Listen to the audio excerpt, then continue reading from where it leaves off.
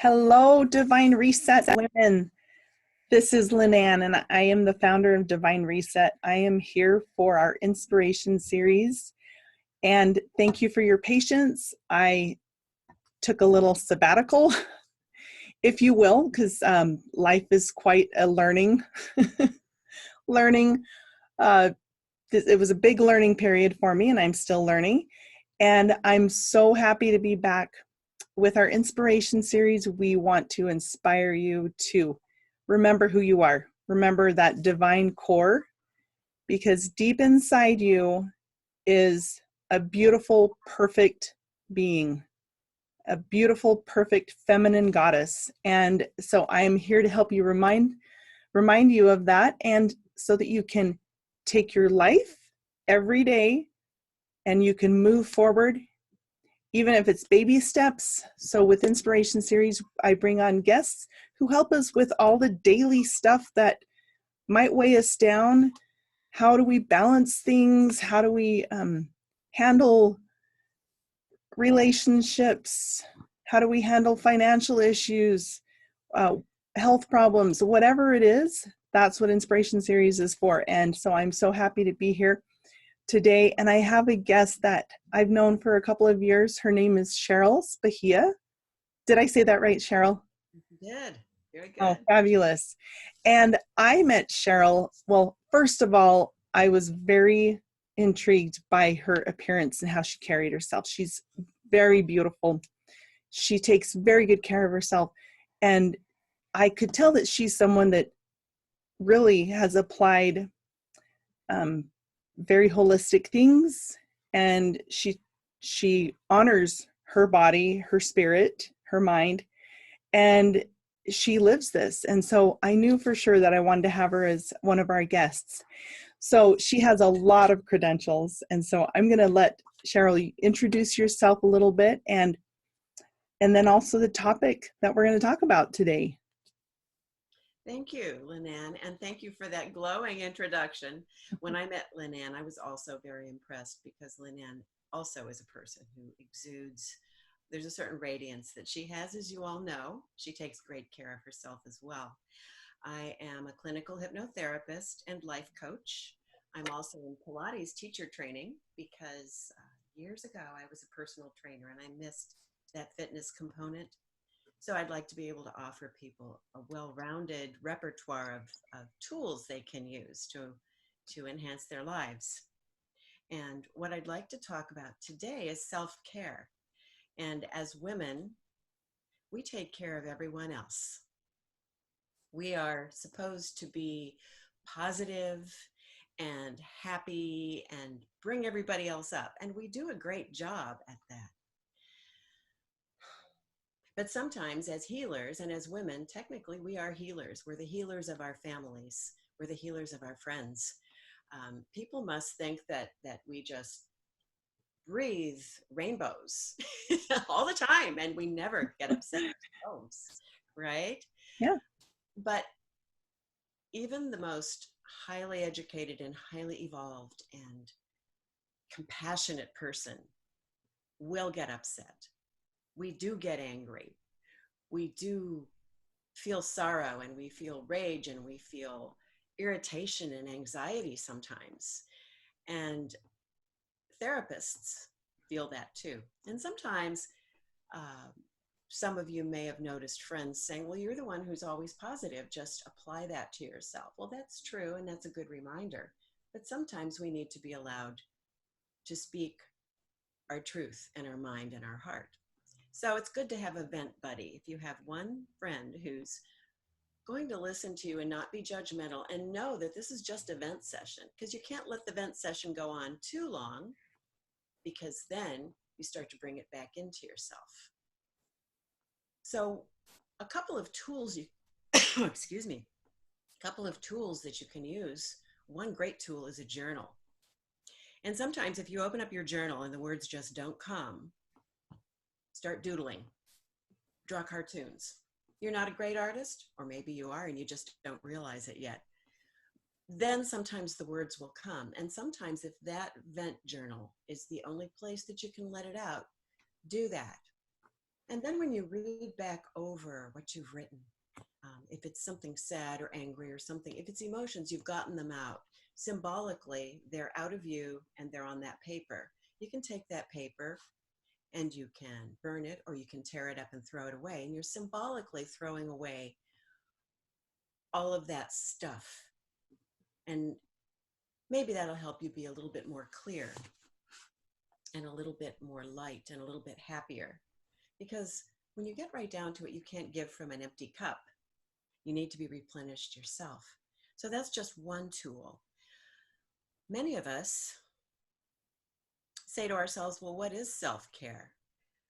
Susanna Winter's definition of self-care is deliberately taking care of your well-being through restorative activities.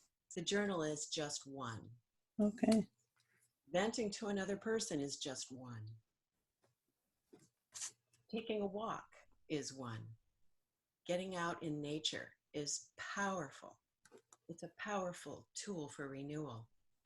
Walk barefoot in the grass if you can find some grass. It's actually been proven. There are studies that show that being in a natural environment and touching nature can help with things like attention deficit disorder, anxiety. It can calm us. And that's a very powerful tool, and it doesn't cost a penny. I used to take my baby out when I couldn't, when they were too fussy, and I just wouldn't calm down, and I would take them out and I would just set them on the grass.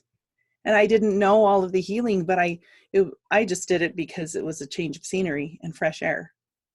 But really ground and that connection. So totally agree. We're spot on. And it worked. Yeah. And a mother's instinct is just an amazing, powerful, and wonderful thing. It's something that's instilled in all of us. Little things you can do. You can color. You can meditate. Oh, some people feel they're terrible meditators. I'm not a good meditator. I can't sit still for 5 minutes. But when I try, when I calm myself, and sometimes I can meditate while walking just by counting my steps or counting my breath. Maybe I take 4 steps inhaling, 4 steps exhaling, 4 steps inhaling, 4 steps exhaling. And the next thing I know, I'm calm. Mm-hmm. Even just taking a few breaths behind the wheel in the car, observing my thoughts. What am I thinking about this traffic? Just look at me getting all impatient. Look at me being angry. Look at me. Look at my thoughts. Look at the things I'm saying behind the wheel, which, let's face it, sometimes we say things behind the wheel we wouldn't say it. I do. But when I start to observe myself, observe my thoughts, then I'm able to calm myself and come up with thoughts that are more productive for me, that are healthier for me, that are going to do me more good. As I mentioned earlier, venting is good up to a point, but then after that, we start to reframe and we start to put into our minds things that make us happy. You can't stop thinking a thought just by willing yourself to stop, but you can distract yourself with another more pleasant thought, a happier thought. So that's where affirmations come in. That's where prayers come in. I think as we pray, I don't believe we can just put in an order with God. He's not a fast food purveyor. But I believe when we pray for guidance, we get guidance and we get more tranquility and more calm. And so one of my favorite beliefs is that prayer is how I talk to God, and meditation is how God talks to me. So even though I'm not good at it, even though most of us don't feel we're good at it, maybe we're better than we think at it. Maybe we have that ability within ourselves to do that. So doing things that make us happy, those things are self-care, and self-care is necessary for all of us. Even when we're busy taking care of everyone else, we don't have time not to take care of ourselves. Because if we don't take care of ourselves, the care that we give to others will become less. it will become more automatic and less from the heart and more from duty and obligation. Right. And so for me, what I've learned, um, how you said, you can't give from an empty cup.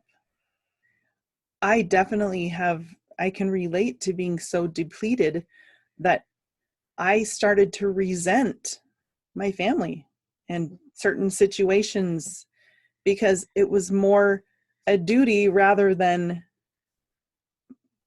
I don't know. I just had a lot of resentment behind the actions, and it was not good, not healthy. Mm-hmm. And completely natural. So when you find ways to replenish yourself so that your cup is full, then it overflows and you can then replenish others from a full cup. Yeah. And that's powerful. That's really powerful. So the things that you can do for yourself, things that you enjoy. Self-care might mean different things for different people. Maybe it means booking that massage and actually keeping that appointment, or going to a yoga class or a Pilates class, or going to the gym if you enjoy it. We already talked about taking a walk, maybe scheduling a concert. Go to the symphony. I did last Friday and I loved it. Mm. And arrange to spend time possibly in groups of other people who are like-minded and have similar concerns and situations. I think every therapist I know has a therapist. That doesn't hurt either. If you have the resources and you can afford it, go to a therapist. It is a safe way to vent, and you can gain valuable tools for caring for yourself as you go on, and you can gain that reinforcement. That's awesome. Those are other things that you can do. If you like art, make art. Take the time to do it. If you say, I don't have time, and most of us feel that we don't have time. Do you ever feel like you're just running and the hounds are behind you because you don't have time to finish what you're doing? And so you try to do 5 or 6 things at once. Mm-hmm. I'm a great culprit with that. So what I've had to do is narrow it down, stop, take a few deep breaths,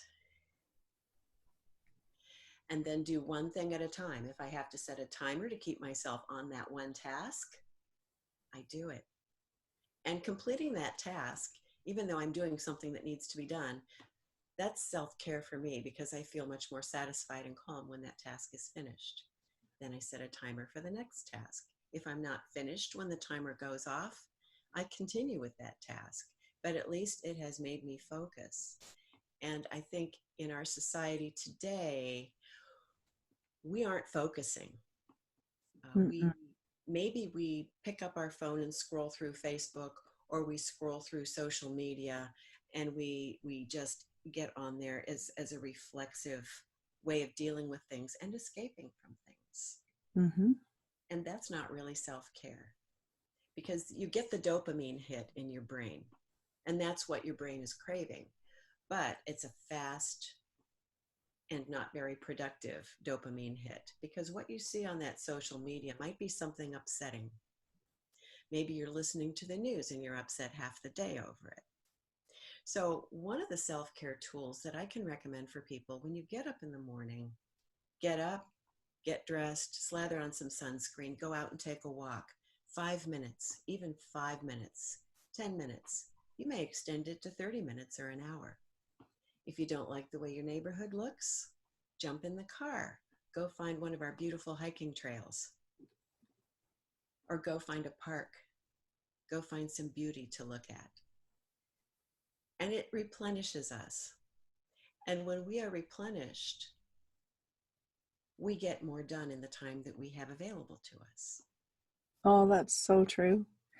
And as you were describing that last little bit about social media, for me, I find that I am so disconnected with myself. Mm-hmm. And so self-care is all about connecting with yourself. Mm-hmm. You've got to take those breaths, do those different things that you mentioned. And I mean, that's the purpose for self-care, is to reconnect. And we have to nourish our minds, bodies, and spirits to fill up that cup until it's overflowing. Even the food we eat, yeah, we want to have a treat once in a while. Treats are good for us. But the other thing is that when you're eating food that's healthy for you, when we're eating something that nourishes our body, um, it's something good we're doing to ourselves and we're doing for ourselves. Mm-hmm. We're not depriving ourselves of anything by having healthy food. We're giving ourselves the strength and the nutrients to support that strength so that we can do everything else that's demanded and expected of us. Yes. And also, if we can set boundaries, it's okay to say no. Some of us, every time we're asked to volunteer or to do something, we automatically say yes. We don't want to disappoint anybody. And then maybe we feel resentful because we said yes. And now we're thinking, oh my gosh, I have to do this now. Sometimes it's okay to say no, and we don't have to be unkind. Sometimes no is a complete sentence, and we don't always have to give reasons. Right. We can simply gently say, no, this isn't a good time for me to do this, or yes, and I can do this at a later date, and this is when I can do it. Or no, I'm not comfortable doing that. And that's okay. And we can be okay with that because that leaves us room to do all of the things that we want and need to do for ourselves and for those we love. Oh, yeah, that's so great, because when you give yourself permission to listen to yourself and what your needs are, you really can accomplish a lot more, because your energy is not getting sucked out. You don't have the resentment. That makes a lot of sense. I can absolutely relate. Yeah. Absolutely. And another really beautiful form of self care, and I know that you have this one, is singing. Singing releases endorphins in our system. Mm. Plus, the way you sing is just so beautiful that everybody else loves it too. Oh, thank you. Heard you sing. Thank you. Yeah. But Well, even if you can't carry a tune in a bucket, and even if everybody else wants to tell us to be quiet, sing anyway. just sing anyway. In the car. Yeah. Oh, well, you have given some really, really great tools, and definitely self-care is so close to my heart, because as a mom with the little kids, I felt like I had all these to-dos that really I didn't have a choice. I had to do it. And I put extra pressure on myself that to get them done at the right time and to not slack, and I put a lot of responsibility on myself. People are counting on me. And anyway, and I really, really kind of lost myself for a while. And fortunately I've got a great husband, and he would come home on some of those hairy days and say, Leanne, why don't you call one of your friends, and why don't you guys go shopping? Why don't you just get out of that? Go. And it was really, really great, because he could see it and I couldn't. So, and we just have 1 minute left. I would love for you to tell us, how can we get a hold of you if people would like to work with you? Do you do work with people over the phone if they're not local to you? I can work virtually and I can work in person. I practice out of both Nam Yoga on University near Higley and also Southwest Institute of Healing Arts. I can reserve a place to practice there. My And web, that's in Arizona. yes, that is. I'm sorry. I guess we're nationally broadcast, aren't we? So yes, Tempe, Arizona, and Mesa, Arizona. Okay, great. And my website is power, the number four, the word life, the number four, and the letter u.com. So powerforlifeforyou.com. I can be reached by phone at 480-580-1464. All right. Fabulous. Cheryl, thank you so much. I just love your spirit. I'm so grateful that our paths have crossed, and it's so meaningful to me to know you and to see that you have this incredible desire to help mankind. You've got gifts and you're using them. And to me, what I see is a woman who is fulfilled. Thank you, Lynn Ann. And I am so impressed with everything you've accomplished since we've met. And I'm so grateful that I met you. Thank you so much for having me on today. Oh, Looking forward to keeping in touch with you.